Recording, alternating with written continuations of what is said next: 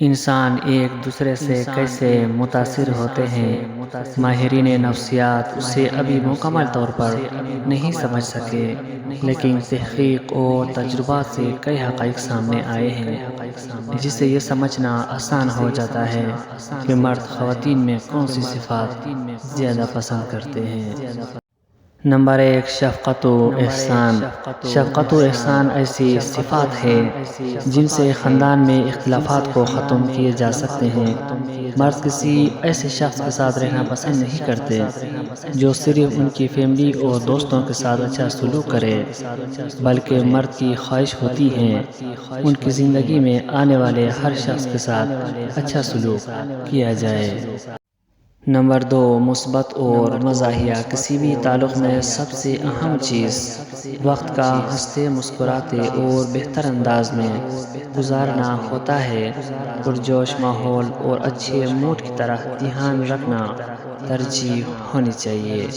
اس سے آپ مثبت اور ہلکی مزاج سے بھرپور زندگی گزار سکتے ہیں۔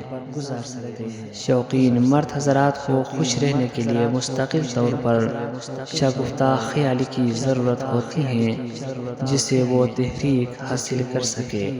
کسی ایسے خاتون سے متاثر ہونا جو زندگی میں اپنے مقصد کے حصول کے لیے پرجوش انداز میں جٹی ہوئی ہو، بجائے خود دل فریب ہو۔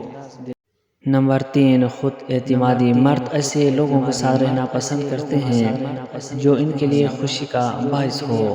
صرف خواتین ہی جو اپنے ساتھی کو پر اعتماد دیکھنا چاہتی ہیں، بلکہ مرد بھی چاہتے ہیں کہ وہ ایسی عورت کے ساتھ رہیں جو پر اعتماد ہو اور اپنے دفاع کر سکتی ہو۔